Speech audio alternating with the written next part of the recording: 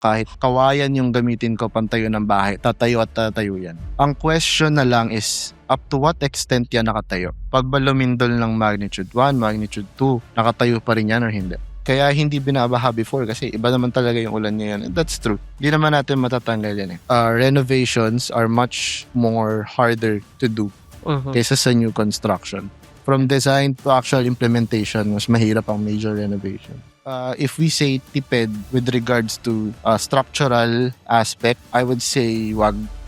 In any case, wala tayong pwedeng tipirin doon. We design it as it is. Kasi safety natin ng homeowners, safety ng client, safety ng titira doon yung nakasalalay doon. Profit makes us move. Kailangan yan eh. Tama. Pero fulfillment keeps us going. Profit, we can earn millions and millions and billions. Pero if we're not happy with kung anong ginagawa namin, eventually titigilan natin yan.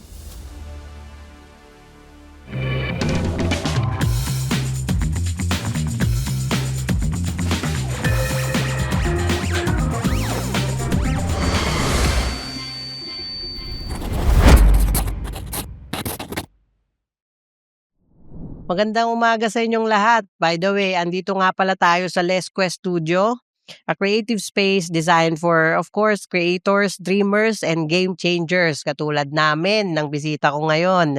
May podcast studio, photo studio, at dance studio sila. Perfect for anyone building your content or your own brand. Ilalagay namin yung link sa description if you wanted to check them out. Nandyan din. Punta lang kayo sa Facebook account nila. So, yun. Ito na.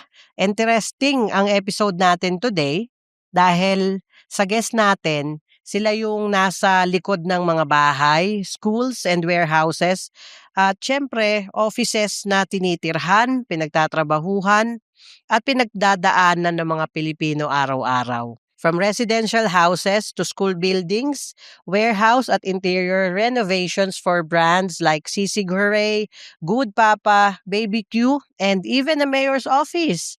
Kasama natin ang isa sa engineers sa likod ng Algamac Builders.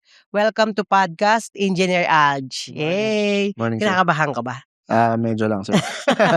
Sige, hindi muna tayo sa technical side. Bigyan mo muna kami ng background mo kasi nalaman namin na mag-ama kayo sa likod ng Algamac Builders. Engineer Alj, alam namin, gumraduate ka ng 2020, tama? Yes, sir. During pandemic at na-delay naman ang board mo. Ano yung pinakamatinding reality check para sa'yo? From student to project engineer sa actual site with your father? Reality check, sir. I think siguro from student to project engineer, ang pinakamalaking reality check is parang nag-start from first year college ulit. So, ano lang siya. Kumbaga parang it's a different type of school, no? Kasi when we go out sa totoong buhay, outside ng college, ito na yung totoong mga pagsubok. So, yung application ng mga napag-aralan namin. But in reality, actually, hindi itinuturo mostly ng mga skills, technical expertise na ginagawa namin on-site. Most of them hindi tinuturo sa school eh. So, most of the things na tututunan namin sa school is yung soft skills natin. So, kung paano kami mag-solve ng problems, paano kami mag-derive from this to that. So, yun yung pinakamalaking reality check for me na it doesn't really matter kung gaano ako kagaling nung college. Magsa-start ako from scratch paglabas ko ng college. Yan. Pero, yun nga, sir, nabanggit mo na I was working with my dad nung nag-start ako. So, yun, isang malaking safety net for me. No? So, isang malaking advantage on my end. Na meron akong tatay na handang mag-mentor sa akin ng maayos. So, yun is napakalaking advantage for someone na nagsisimula pa lang. Tama. Pero how long na si Algamac Builders that was founded by your father? Yes, Algamac Builders po since 1997 pa. So, actually, hindi pa ako buhay nun. But growing up, Yes po. Actually, since high school, sinasama na ako ni dad sa mga site niya. Yan. Pero yung yung karamihan ng projects ni Algamac nag-kickstart when I was in college na. Actually, nung na-involve si dad or nadikit siya sa mga associate niya na architect. So sila yung may mga dalang malalaking projects na yun yung naging puhunan namin talaga para makapag-kick off. So nakapagtayo si dad mga schools, mga warehouse. So yun, actually dun talaga nag-kick off yung Algamac Builders eh. Pero habang nakikita mo siya and habang, inaaral mo siya in college, gusto mo yung ginagawa mo? Yes, I would say na gusto ko kasi nag-e-enjoy ako especially if hindi ko ma-solve yung mga problems. Oh, Mas nacha-challenge ako in that way na parang na iba yung dating ng number sa'kin. So parang masaya siya, masaya hanapin yung sagot dun sa tanong na masakit sa ulo. Gano'n, basically okey. gano'n. So yun, hindi rin ako mahilig magbasa ng libro actually. So, 'yun alam naman natin sa engineering, yes magbabasa kami ng libro pero hindi to the extent na parang lawyers or doctors. Mhm. So, I would say na nung nasa college ako, feeling ko nasa tamang profession ako. Is the actual work that counts 'no, Yes when po. it comes, kasi on our previous episodes, I was interviewing mostly the architects, but Mm. now dito tayo sa hands-on, ang mga engineers. Civil engineer? Yes po, yes. Yes, okay. So punta tayo sa technical side Mhm. mo naman. Ito yung talagang gustong-gusto ko bilang Hmm. nag-i-interview yung mga technical side and the professional. Ah, tulad nito maraming kasing may experience na maganda ang drawing at proposal, Mhm, pero iba yung naging bahay. mhm. So sa perspective mo, saan madalas nagkakaproblema? Is it on the design, sa contractor, or sa mismong expectations ng owner? Hmm. I think sir lahat ng, involved in the construction may pine-play na role, kung ano man yung maging problem sa construction. So when we say, na from the design, from the drawings, kung ano yung na-implement, sometimes iba, lahat lahat kami from contractor namin, from the owner, may mga lapses din minsan si owner, ah, the designers, may mga problems din kay designers. Siguro kung i-elaborate ko further, sa design part kasi which is usually yun yung nauuna, ah, lahat kasi ng ginagawa natin sa design is all theoretical in nature. So Mhm, ipe-present nyo kami with a lot plan for example. So meron kayong lot plan, meron kayong navi-vision na gusto niyong mangyari sa bahay or sa property. So as designers, ang goal namin is to uh, gawin yung o kumbaga i-drawing kung ano yung navi-visualize niyo for your property basically, mhm, gano'n. Pero minsan may mga bagay na on-site mo lang makikita. So when you actually do the construction may mga restrictions, may mga problems, in which case ang nangyayari is kailangan mag-adjust ng design. So there's no way of implementing this or that. So mag-a-adjust tayo, magkakaroon ng changes sa ganito, sa gano'n. So usually sa design end, yun yung factor. So sa contractor side naman, actually yun yung medyo minsan malaking factor talaga, mhm. especially if, yung contractor is, let's just say hindi talagang expert sa ginagawa nila. So Tama, malaki yung nangyayaring, deviation from the expected design dun sa nagiging output 'no. If contractor ang sisisihin, it's mostly because of expertise talaga, technical expertise, I kaya think. Then for the owner naman, I think may lapses din kasi, we have encountered owners po na, um, nasa daliri yung plano.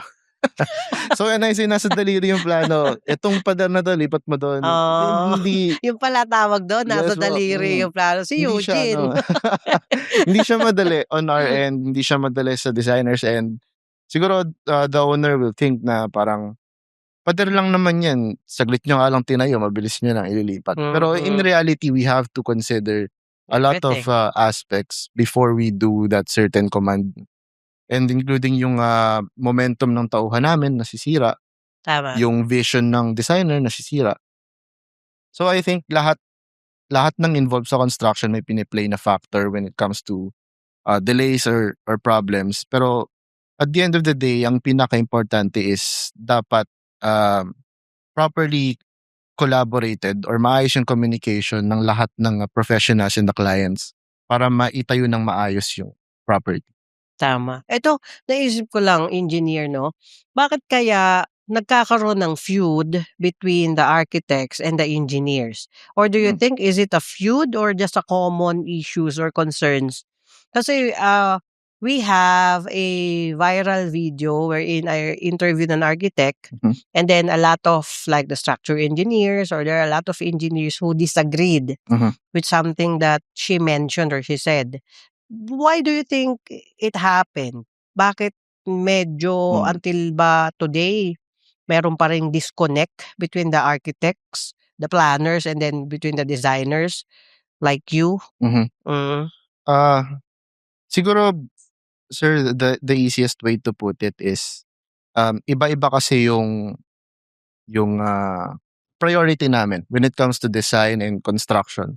No? okay. So for the architects, they prioritize yung vision ni client. Mhm, They prioritize yung spaces, yung aesthetics, no? So okay. on our end, we prioritize, especially ako for civil, structural, we prioritize yung safety ng bahay. No, it's Okay. not to say na let me clarify lang, no. It's not to say na hindi iniisip ng architects yung safety ng bahay, but it's more of, I think it's more of nasa end or nasa structural engineer or civil engineers end to make sure na whatever yung design na binibigay ni architect, it's safe. It's not a feud for me, but it's more of differences lang sa priority. Kaya nga it's very Okay. important na lahat ng professionals involved, they are open to to changing their design if need be. Mhm, No, kasi even though, for example, yung binigay example kanina, even if we are in charge of the safety, there are things na hindi namin nakikita na baka makita ni architect.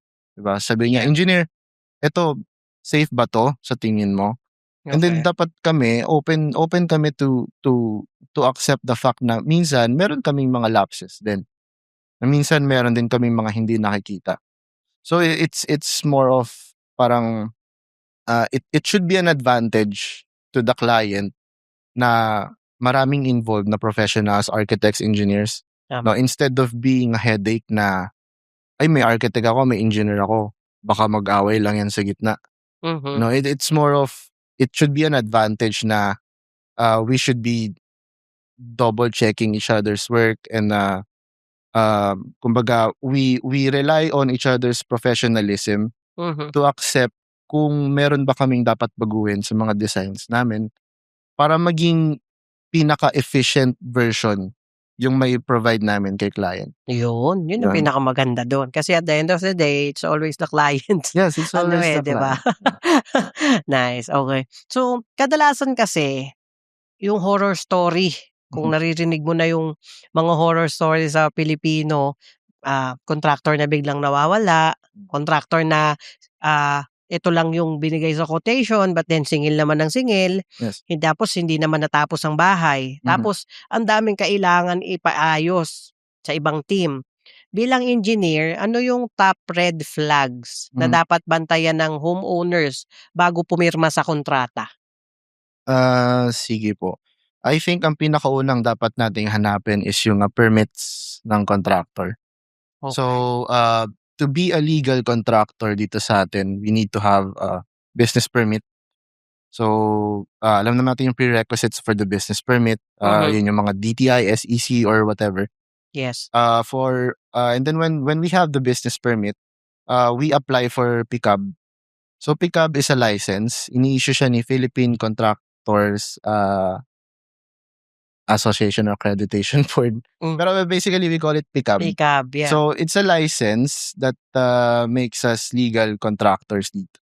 So Okay. tinitingnan ni PCAB, ng board ni PCAB kung ano yung capability namin to execute yung project. If we are really capable to do so. Mhm. So tinitingnan niya yung expertise ng employee, yung technical employee. So which is kami, yung engineers. Mm. We undergo interview ng PCAB. Tapos tinitingnan nila yung assets namin if we are capable in finishing multi-million projects, kung ilan man yung ano. So may mga brackets din po yun. Okay. So yun, it's very important if we choose a contractor, merong permits and licenses. So aside Balita from ko may that, letter A, B, C, D, E pa daw yun. Totoo yes ba po. yun? Yun yung mga category. So yun yung mga brackets, sir, na sinasabi ko na nakalagay sa bracket or sa category starting from, I think it's E, yung pinakamababa. Okay. Yun yung mga Pacquiao contractors usually. Pero yung mga general contractors, it's usually category D pataas. So D, C, B, A, AA, AAA, quadruple A. So yun yung mga malalaking contractor talaga na they can handle billion peso projects. Mhm. Sila yung mga AAA, quadruple A. So kami, yung mga in charge sa residential, kumbaga pwede mong kuhanin eh. Oo. Pero yung category kasi, it limits yung maximum na pwede mong kuhanin. Mm. So kumbaga, it's a safety net na ginawa ni PCAB to make sure na capable talaga tong contractor na to. So if category D lang si contractor and then ang project natin is say 100 million, 'di ba? So parang it's hindi tugma yung asset mo dun sa Okay. project cost. So Mhm. might as well maghanap ka ng contractor na nasa ganitong category. Say category A, category AA. So kayo, anong category na kayo? Kami humbly D lang kami. D, Yes po. okay. Pero kasi for us, we don't we don't engage in masyadong malalaking Malalaki. projects kasi it's hard to overpromise and underdeliver. Tama.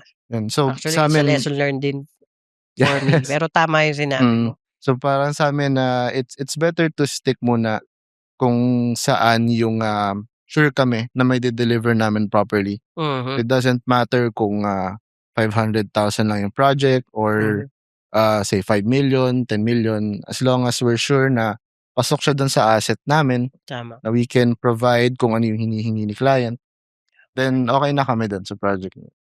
Oh, okay. Ayos naman yun kasi at least hindi kayo yung talagang mag-aano na, "Hindi, ito agad yung kaya namin." When in fact, hindi naman, Opo. 'di ba? Mahirap din talaga, tama yun, eh, overpromise and then underdeliver. Mhm. Again, it's a lesson learned for me. At least, kayo kung magsisimula kayo sa mas maliit, mas okay naman nga as Mhm. long as nafu-fulfill niyo naman yung promise kay Sa client. client. Kasi yan ang laging unang-unang concern these days or maybe baka nakikita ko lang sa social media, 'di ba, yung mga reklamo when it comes sa contractor, sa engineer, na ito pala yung sinabi tapos yun nga tulad nung unang tanong ko, hindi naman yun yung na-deliver, iba Mhm. naman, 'di ba? Yes. Oo. Okey, so eto next question tayo, sa mga subdivisions at communities na binabaha, Mhm. madalas sinasabi na wala, eh, ganyan talaga dito, ayan, Mm. ganyan na yung sinasabi nila. Sa experience niyo sa residential at institutional project, gaano kalaking role ng tamang structural at drainage design sa pag-iwas sa baha at sira sa bahay? Hmm. For the drainage, eto masasabi ko, if we talk about yung baha, sobrang laki ng role ng drainage kasi ito yung nagsisilbing pathway ng tubig pabalik kung saan siya dapat pumunta. So basically sa bodies of water natin, sa dito sa ilog, sa Oo. main drainage system. So kailangan natin ng proper drainage design and construction to make sure na yung mga tubig na makukuha natin from ulan, Mhm. ah, yun basically mai-route natin siya in such a way na hindi siya magiging destructive sa property natin. Mhm. So sometimes kasi we skip that part na parang um, ano lang naman yan daanan lang naman ng tubig yan Oo. basta may kanal, magawa lang yung kanal, okay na. Pero pagdating ng ulan, umaapaw yung kanal, nagbabara yung kanal. So for me, it's not enough kasi recurring problem na dito sa atin yung baha. So maybe it's time we prioritize din yung ganon na titigilan natin mag-isip na, "'Di daanan lang naman Daanan ng lang tubig yan, naman ng tubig kanal lang 'yan. naman yun, lagay ka lang maliit okey na yan." Hindi Oo, siya alam mo puwedeng tama gano'n. ka diyan. 'Yun, so may mga mathematical computations din kami do'n, to support yung sizes na dine-dictate namin or pine-present namin kay owner, kung ano ba yung dapat i-implement. So, I think, necessary, very necessary yung proper drainage design and construction. Hmm. Mhm. Yan, tama ka diyan. Ayusin mo yung drainage natin. Ayun lang. Hindi, yun, kasi totoo naman, 'di ba, Yes, na sir. lagi yung especially when it comes sa July parang wala ng skip. Before parang Hmm, nagsi-skip siya kahit papaano. yes po. Ngayon yearly talagang ramdam na ramdam mo yung baha. For Sunod-sunod. some reason, we don't know why, but Mhm. maybe sa dami na nga din ng mga tao, yun nga yung Yes, 'di ba, na siguro sabi mo nga, totoo na this time ayusin na natin. 'Di ba, wag na yung, "Naku, drainage lang naman 'yan, dadaan ng tubig diyan, kahit naman saan pumunta 'yan." yes Ganyan. po. Alam ko kasi 'yan ang naririnig ko sa oldies ko, sa mga oldies na magulang tsaka mga tita ko, 'yan ang ano lang nila. So, that's why siguro 'yan yung naging ano ko ngayon, ano 'yun, yung nagiging hilig. Mm, That's why I'm interviewing the professionals like you. Para naman siyempre makatulong tayo sa mga nanonood na hindi lang dapat basta-basta ginagawa ang bahay, 'di yes po. ba? Yun lang naman. Actually, So i-add ko lang mabilis sir 'no, we can't discredit naman na meron talagang climate change sa panahon ngayon. Totoo naman 'yun, Pero, siguro a point of consideration lang din na bakit may mga areas below sea level na hindi nagse-stay ng matagal yung baha and there are areas na elevated pero lumulubog. bakit nga ba? So yun yung basic question kasi, ang nature ng tubig is pababa, laging gravity ang flow niyan. Mhm, So it's always going, downwards 'no, unless meron tayong mga pumps. So pero physics-wise, downwards yan lagi pababa. mhm, So if ang area is elevated and napupuno ng tubig, mhm. then may problem sa daanan ng tubig. It's as simple as that.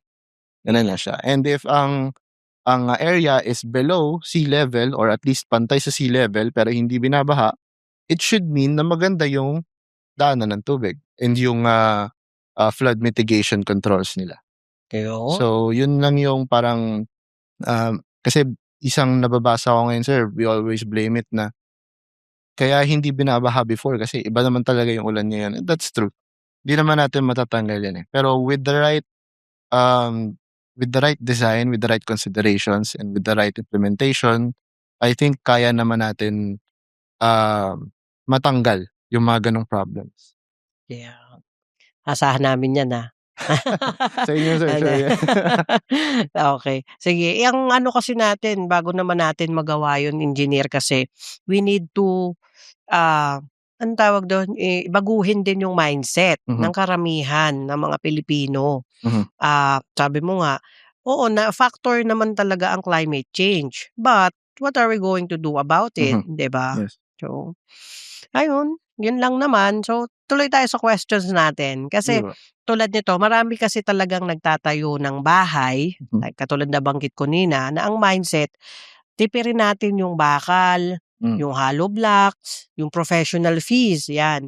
For you, saan puwede talagang magtipid at saan delikado yang tipid mentality na 'yan? Hmm. Siguro dun muna po ako sa delikado. Ah, I think it's safe to say na kahit kawayan yung gamitin ko pantayo ng bahay, tatayo at tatayo yan.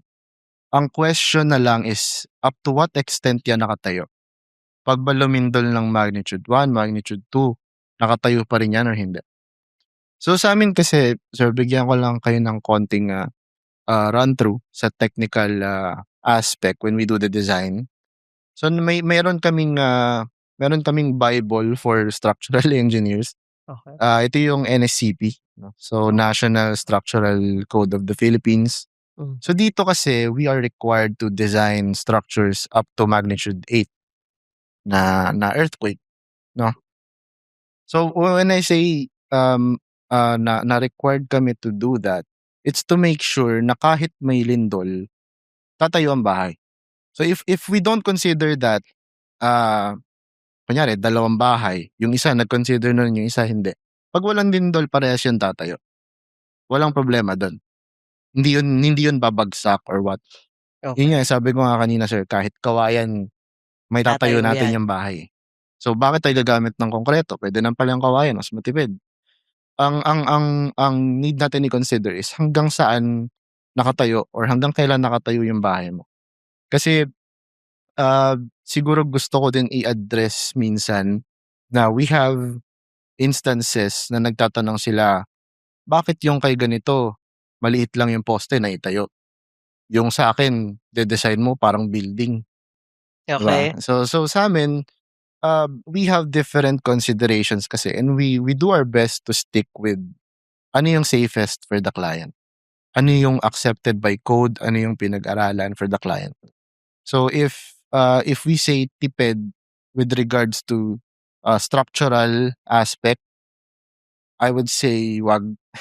In Oo. any case, wala tayong puwedeng tipirin dun. Mhm. We design it as it is. Ah, Kasi safety natin ng homeowners, safety ng client, safety ng titira dun yung nakasalalay dun, eh. Mm. So, yun masarap matulog sa bahay mo kung alam mong Safe. humuhuga na, eh, parang duyan ka lang. Gano'n dapat 'no? Oo, And then, kasi ibang building minsan 'pag or ibang bahay konting lindol lang parang nagka-crack. yes po, yung mga cracks, sir, siguro on a deeper technical scale, cracks are normal 'no. Okey. Pero, there's a certain threshold 'no, sa mga cracks. So, when we do structural investigation, yung mga cracks we identify kung sa palitada lang ba yan or may problem ba dun sa structural framing Mismo, natin. oo. Lahat yun ini-inspect ng mga structural engineers pagka nag-investigation. So, not because merong crack yung bahay, ay gigiba na yan. Oo, hindi Hindi naman siya gano'n. gano'n, okey. Yan. Mini-make sure ko lang kasi Opo, ayun. okey. Pero yung sa tipid in terms of acceptable or acceptability nung tipid, uh, I think we can do that sa aesthetics ng bahay mismo. Like for example, yung nauuso ngayon yung mga fluted panels kinakabit sa pader. Mm. Maganda ako sa maganda. So, maganda talaga kahit ako yung bahay ko gusto ko tadtarin ng fluted panels, eh. Mhm. Pero Pero malaki yung cost na dinadagdag nun, eh. hmm. So, I think when it comes to tipid, if we don't have the proper budget muna and we want to build our own house na, at this instant, siguro puwede natin gawin yung tipid pagdating sa aesthetics muna. Kasi those things we can change pagka nagkapera na tayo, eh. Yung Tama. mga cladding puwede natin isalpak yan 2-3 years from now 'pag kumita tayo malaki. Walang Mhm. problema dun. Pero when we design yung bahay na tinipid natin yung wire, tinipid natin yung tubo, tinipid natin yung column, yung beam, hindi natin puwedeng i-adjust yan in the future, mahihirapan tayo mag-adjust. Ah. And at the same time, habang nakatira tayo dun sa loob, iniisip natin, paano kung ganito, paano kung gano'n, safe ba ako dito? Mhm. Pero kung wala kang fluted panel, kung yung tiles mo, sabihin natin hindi hindi sobrang branded na parang Italian, 'di Hmm. ba? Okey lang. When we have the right budget na in the future, 'di ba, eh, di papalitan natin, madali lang 'yan. Oo. At least, safe tayo dun sa loob ng bahay. Oo, okey. So yun talaga 'no, when engineers talk, talagang it's the safety, 'no? Most of the Safety time. most of the time 'no, tama naman din. So, okey. So para naman sa mga Filipinos or sa mga nagpapagawa, ngayon maraming nagpapadagdag ng floor, nagpapalawak ng balcony at nagre-renovate ng walang structural check. Mhm. ano yung mga okey lang i-DIY or do it yourself at ano yung puwedeng magdulot naman ng structural risk kung walang engineer Hmm. na involved? Dito sir yung scope kasi ng construction is very, broad 'no. So it's hard to list kung ano yung mga acceptable sa hindi acceptable. Pero siguro to simplify, ah, siguro err on the side of caution na lang na Mm. if we want to add a balcony, if we want to extend the canopy, if we want to add another floor, best approach is to consult a professional pa rin. No, so hindi namin 'yun sinasabi para may trabaho kami na, "Uy, may client tayo." No, Oo. it's not as simple as that, eh. So, kumbaga kasi, safety niyo 'yung nakasalalay. Hindi 'yun na kumbaga if na-compromise na 'yung safety mo, anong anong value nung tinipid mong pera, 'di ba? Hindi siya kumbaga illogical siya for me, Mhm. 'no. Pero Pero siyempre may mga bagay na hindi naman kailangan mag-consult tayo ng structural engineer. Like for example, gusto niyong bakuran yung bahay niyo para walang pumasok, 'di puwede na, ba? Puwede bahala na naman, 'di ba? sila, oo. Puwede naman kayo, yun yung design kung gusto niyo maganda, lapit kayo sa architect, 'no? Or kung gusto niyo ng functional, yun consult pa rin kayo sa professional. Pero when you simply want, garahe kayo, gusto niyong bubungan, okey lang, bili kayong corrugated na bubong, walang problema dun, 'yan. Yeah. Pero when we do large scale, renovations na or improvements sa property, it's best to consult, professionals muna, 'yan. May naalala Especially lang ako, engineer, na hmm, nabanggit mo kasi yung renovate. yes sir. Sabi nila, ito common na naririnig ko before na sabi mas madali pang magtayo ng bagong bahay Hmm, kaysa magkaroon ng major renovation, totoo 'to? yes po, totoo po 'yan. Kaya, minsan when we do quotations sa client, ah, minsan nagtatanong sila sa'min, bakit yung kakilala ko nagpatayo ng bagong bahay ganito lang yung cost. Yung sa inyo renovation lang naman may nakatayo na ganito yung cost, Ah, halos pantay or mas malaki. uh-huh. Ah, the answer kasi when we do renovations mas marami kaming kino-consider in terms of, buildability and safety, 'no. Siguro if we dive further sa part pa lang ng architects when they analyze yung existing property. Kasi when we do renovations sa architects talaga kayo lalapit, eh. Oo, Sure okey. yun. Eh, actually kahit naman basal yung term namin for, Scratch. constructions na from foundation to roof. Most of the time architects ang una niyong lalapitan. Kasi sila yung expert dito, eh. Sila yung sila yung makakapag-interpret ng maayos ng ideas natin. Mhm. Sila yung makakapag-analyze properly, ano ba yung dapat gawin dun sa property. So Okey. yun yung, importance nung paglapit sa kanila, eh. Kumbaga, ah, ako puwede niyo akong lapitan pero sasabihin ko lang sa inyo, tayo ka ng kitchen diyan gano'n, 'di ba? Kumbaga kaya ko siyang i-design pero not as efficient, As not as broad good as as architects do. ano, So, yun lang, going back sir dun sa ano question na bakit, or kung totoo ba na mas pricey yung yung renovation compared sa new construction. It's true kasi marami kami kino-consider pagka-renovation lang, pagka major renovation lang. mm. Unlike pagka new construction kasi we are starting sa blank canvas, 'di ba? So, puwede namin mga pipes puwede namin patakbuhin saan namin gusto patakbuhin. Yung, yung structural frame, sure kami maide-design namin from scratch. So, sure kaming safe 'yan. Ah, sa electrical, maipa-plot namin siya ng maayos. Ah, yun yung flow ng, spaces sa loob sa property, malaking deal yun sa, um, comfortability ng client, eh. So, 'pag nag-start kami ng new construction from scratch, it's way easier kasi, wala kaming ibang kino-consider beforehand.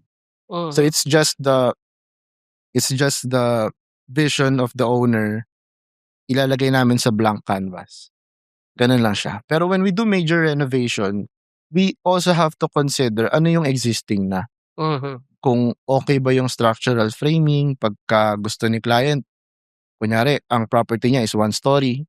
Sabi Yeah. niya, renovate tayo, gusto ko, extend mo to, tas lagyan mo ng roof deck, for example. Mm. Usually yan, garahe, lagyan ng roof deck. Mm. So kami, we have to investigate pa yung existing, kung kailangan bang i-retrofit yun, kung kaya ba yung gagawin natin.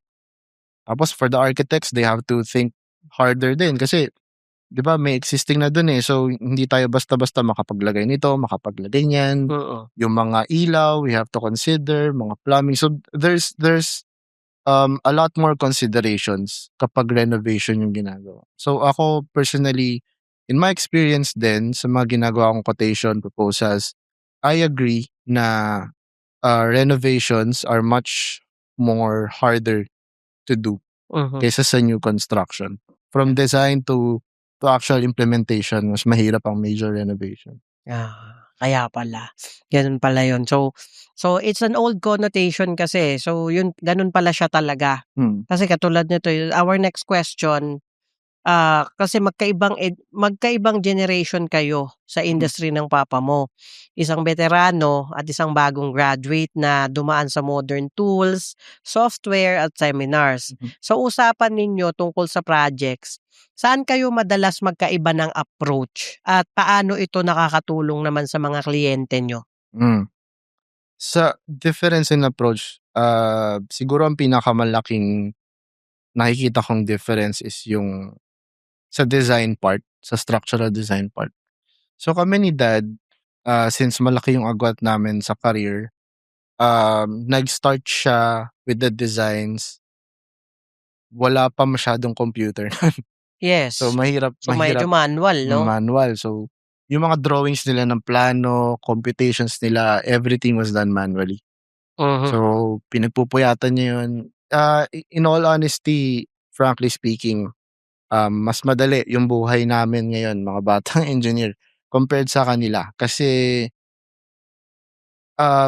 they have to draw the drawings manually. They have to compute manually, no? So calculator lang yung best friend nila noon. They have to search through books para sa mga formulas kasi hindi naman yan laging nasa utak natin na hindi natin Tama makakalimutan. naman. So, on our end kasi, nandyan si Google, nandyan si ChatGPT, diba? Yeah. Nandyan si AutoCAD for the drawings, nandyan si ETABS, si STAAD for the designs. Yeah. Mas But the madali. expectations will be different kasi dahil you have tools. So it's as good as perfect estimation na ba tawag doon dapat? Or what do you think Well, about it? siguro it's more of ano mang magandang term doon. Siguro more accurate representation nung Yan. magiging actual condition ng property. Okay. Siguro ganun sir yung when they do design sina Dad, masyadong broad yung considerations nila. Mhm. Kasi there are things na sige, mag-ano ako ulit ng isang technical example. Yung sinasabi ko kanina, sir, na when we do design, we consider yung earthquake, no? So magnitude 8. Pag yan, kinumpit mo manually, baka mabaliw-baliw sila pagka kinumpit nila manually. So, ang ginagawa before, as per Dad, nung nakikita ko yung mga computations niya, naglalagay sila ng parang safety factor. So, tinataasan nila yung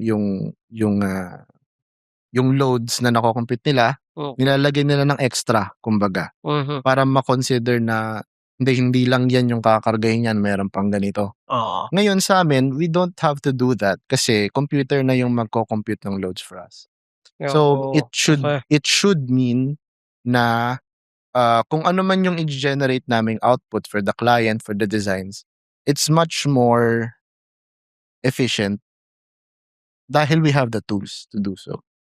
So yun yung pinakamalaking difference noon. At the same time, yung time expectation ni client for us to do the outputs much less.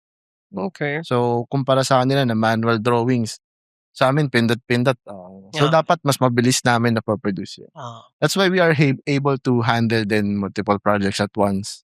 Oo. Kasi with the help of tools, mas mabilis Mas yung mabilis na. output namin. Mm. Unlike sa kanila before, pinagpupuyatan nila yung mga ginagawa. Oh, So, nice. it's very hard sa kanila, no, sa mga kwento ni Dad before kung paano niya ginagawa. So, until now, 'pag may clients kami for the design, siguro I would say na advantage siya for us. Kasi usually ang ginagawa namin ni Dad is nagka-counter checking na lang kami ng gawa namin. Mhm. So, 'pag merong bahay, papa-design yung structural, gagawin niya manually, gagawin ko sa computer. And then dun namin chine-check kung parehas ba yung sizes, saan kami puwedeng more economical end, ba? Mhm. Saan kami nag-over-design, saan Mhm. kami ganito. So, ah, kumbaga ano siya, advantage siya sa client na merong fresh perspective sa'kin na may Yeah. tools and may mga siguro bagong learning sa civil engineering industry. Tama. And then merong veterans perspective na napagdaanan na yung ganitong situation na, hindi yan puwede. Ito mahirap yan on-site." Yeah. But do you think with the new tools, kasi may perspective lang ako, I've been to Dubai, Mhm. Taiwan, and Japan. What I was actually amazed is yung malalaking structure, matataas. Hmm. Sa tingin mo with the help of the new tools that you are using right now, are we able or do we have the capacity or the capability to build such building na katulad sa Dubai, 'di ba, Hmm. the Burj Khalifa, Yes. 'di ba sobrang sobrang taas niya, Mm. and I was really amazed. Do you think we can be able to do that Yes, here? I think, sir, hindi siya magiging problem, eh. Kasi, yun gamitin natin for example yung, Burj Khalifa, 'no. So, I think sobrang hirap ng construction or ng design nun if they don't rely on tools na ginagamit namin ngayon. Hmm. So, medyo may napanood akong documentary before,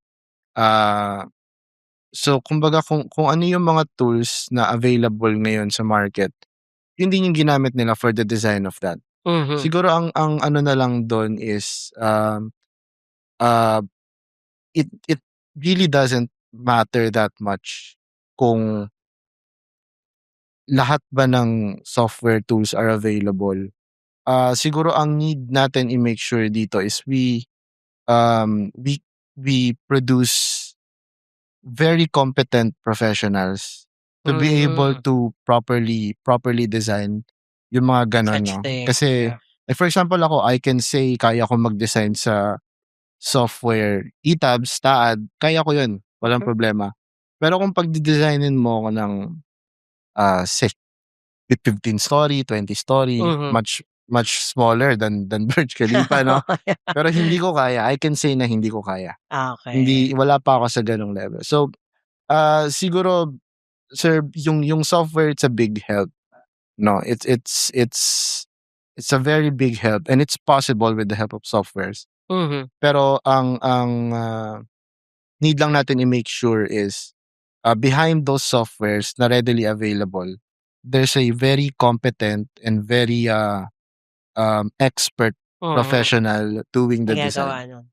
Pero sa tingin mo si Pilipinas is capable to do as such?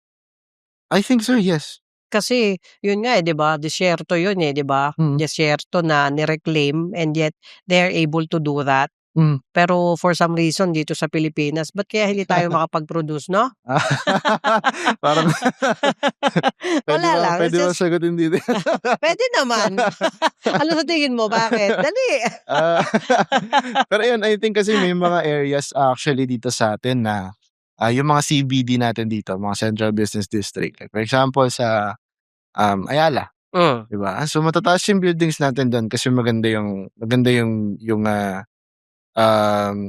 ground. Mhm. So adobe dun, eh, maganda yung ano.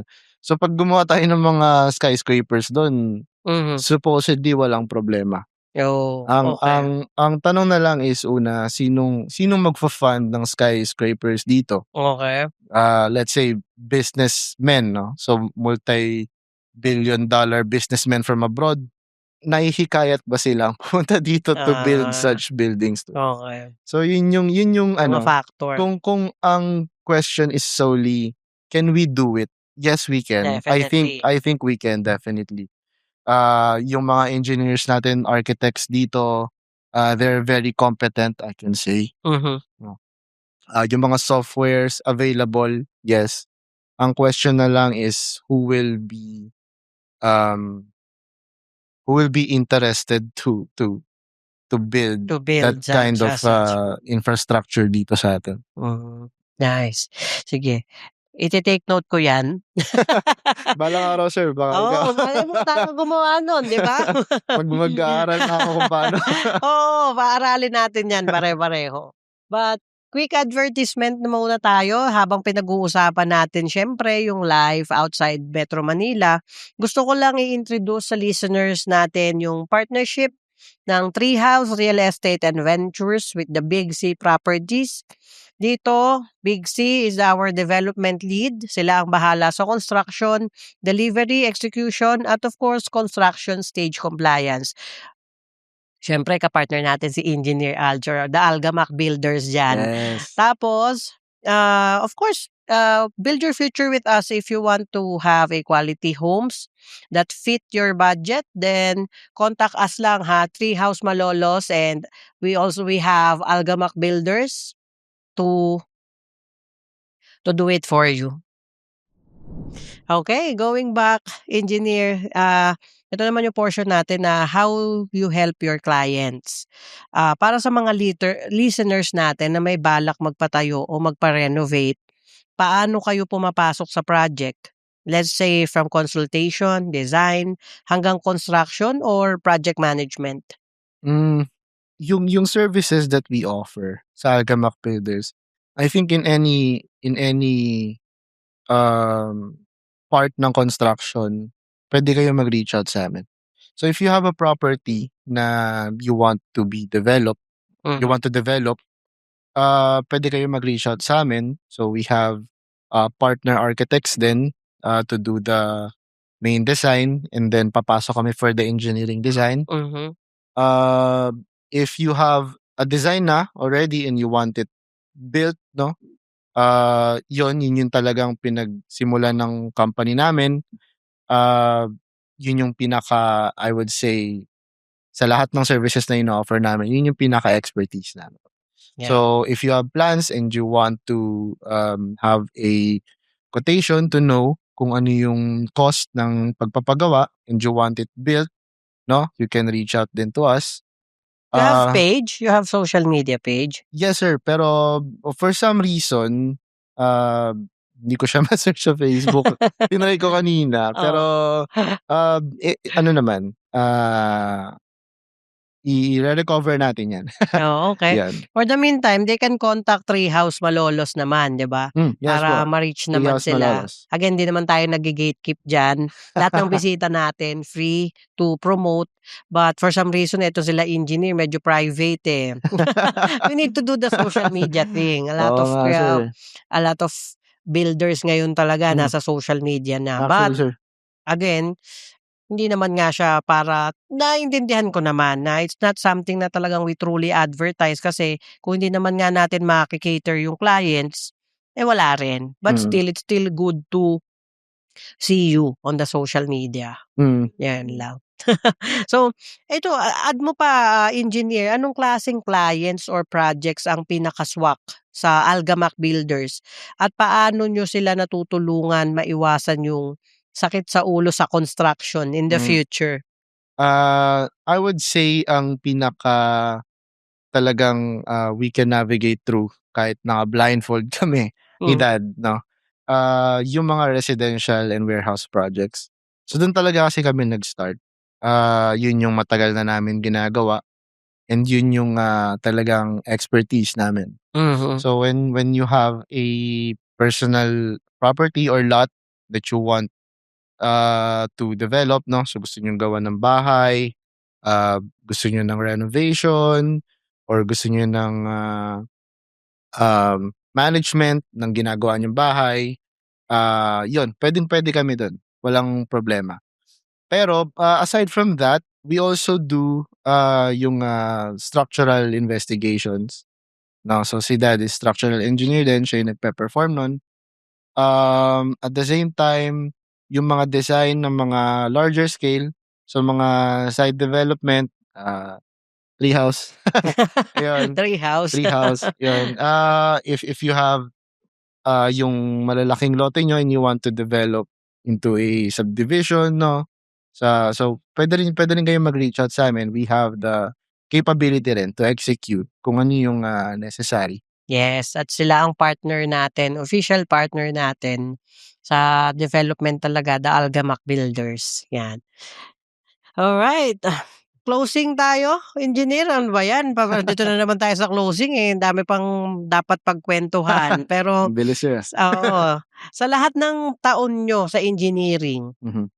from small houses, nabanggit mo nga, to big institutional projects like the warehouses, masasabi mo ba na nahanap mo na yung purpose mo bilang engineer? At ano 'to para sa'yo? Hmm, I would say, sir, nahanap ko yung purpose ko, pero I'm still trying to expound on it. Okay. So, I find joy kapag nasa arawan ako and putik-putik yung sapatos ko, really. Dun ako nag-e-enjoy. Masaya ako kapag nakikita ko yung fulfillment sa client, yung mga pinaghirapan naming trabaho. Masaya ako kapag satisfied sila.